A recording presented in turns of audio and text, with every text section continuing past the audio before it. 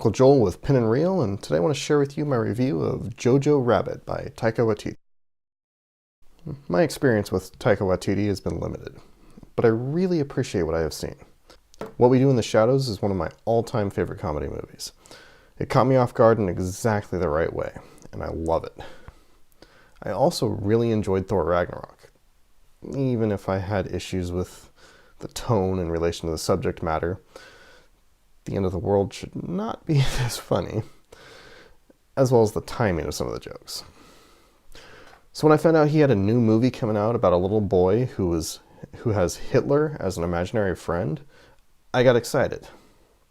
I wasn't daring to get my hopes up for another What We Do in the Shadows, but I was prepared for a funny, off-kilter comedy. What I got was interesting. The premise alone should make it clear whether you'll appreciate the movie or not. A comedy set in World War II Germany about a 10-year-old boy who adores Hitler, so much so that his imaginary friend is a goofy, flamboyant Adolf. His mother, on the other hand, is trying to resist the Nazis, even to the point of taking a young Jewish girl in and hiding her in the attic. If a comedic take on this sounds offensive to you, chances are you won't appreciate this film. If the goofiness of an oddball imaginary friend Hitler and satirizing Nazi youth culture sounds amusing, you'll probably enjoy it. As it stands, critics are divided on Jojo Rabbit.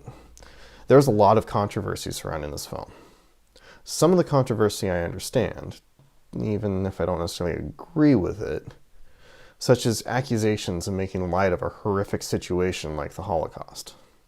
Fortunately, I didn't know anything about the controversy going in, so I was able to formulate my own opinion.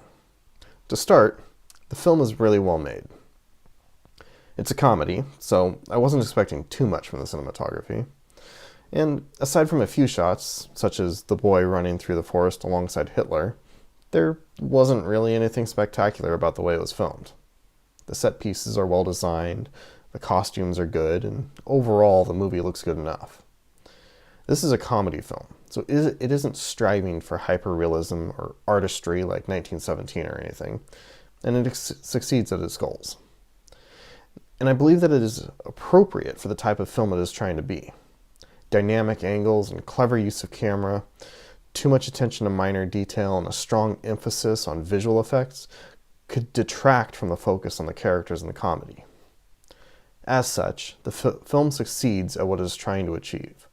And Taika knew not to go beyond this except for specific scenes that called for a different approach. The music overall is fitting, but I was particularly drawn to the use of Tom Waits in the opening sequences of the summer camp-esque training weekend for Hitler's youth. The acting is generally good across the board, especially the children. I normally find children actors difficult, and so I have a lower criteria for them in movies, but these ones did a really good job. Roman Griffin Davis, who played Jojo, has some strong performances here, to the point that I'm interested in seeing what's next for him. Another highlight was Archie Yates as Jojo's friend Yorkie, and while he doesn't have any outstanding performances or anything, his character is a highlight for me, and he performed it well. Scarlett Johansson does a good job, and while there was nothing about her performance that wowed me, she kind of feels the same to me in most of her movies. There was a certain dinner scene that particularly stuck with me.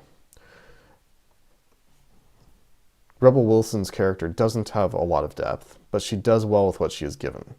While Stephen Merchant comes across feeling like Stephen Merchant if he were a Nazi and otherwise no different whatsoever.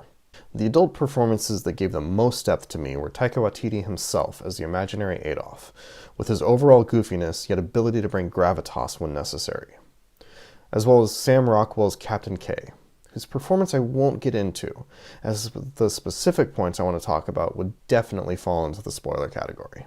There were a number of moments that got me laughing, whether it was humor in unexpected moments or some very well-presented jokes. Taika's sense of humor stands out from other comedies, and that is definitely true here. I found quite a bit to enjoy, from Hitler's dancing as he and Jojo ran through the woods, to some simpler dialogue that might be a little more predictable, but was no less funny. As a comedy, the movie definitely succeeds. Definitely succeeds. However, the storytelling has a glaring issue. This is satire, comedy, but also drama, and it quite obviously deals with some heavy issues. As such, there are certain scenes that should have had a lot of weight to them, but just felt lacking to me. There was one scene in particular that I thought should make me cry. And mind you, I cry easily, but it just didn't affect me the way it should have. And that's the major issue with Jojo Rabbit.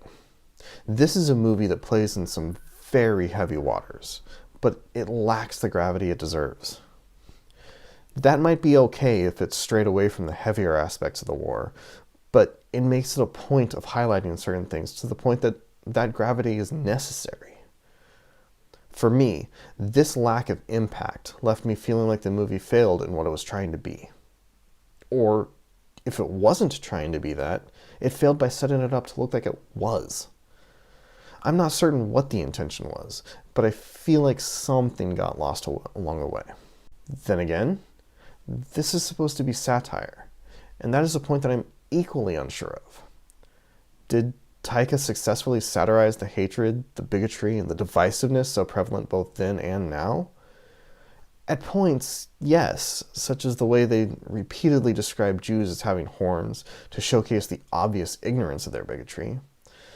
But as a whole, I didn't feel the satire was effective enough.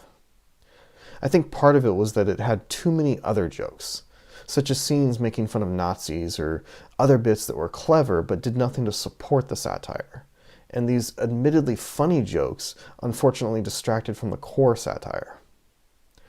Maybe it focused too much on misconceptions when it should have focused more on the hatred itself. I'm not entirely certain what it is, but somehow the satire didn't quite work for me. It served to be comedic, and it definitely included over-the-top examples of prejudice, but in a lot of ways, it almost didn't go far enough. Not satirical enough, I guess, and too accurate to the way things actually were with satirical elements included. I'm not really sure how they could have improved that, but that's the feeling I was left with. Ultimately, as a comedy, Jojo Rabbit succeeds. I laughed plenty, found the characters charming, and I really enjoyed it. Unfortunately, other aspects of the movie came up short for me. When thinking about how I was going to score this film, I was initially having a very difficult internal debate over whether to go with good or nearly okay. But ultimately I decided to go with good. It is a good film, and I really enjoyed it. I just think there are some shortcomings that kept it from being as good as it could have been. But what do you think? If you have seen the film, did you enjoy it? Do you think it succeeded at what it was trying to accomplish? Was the satire enough for you? Or are you uninterested in the film due to the subject matter? Do you have issues with how certain topics were handled in the film?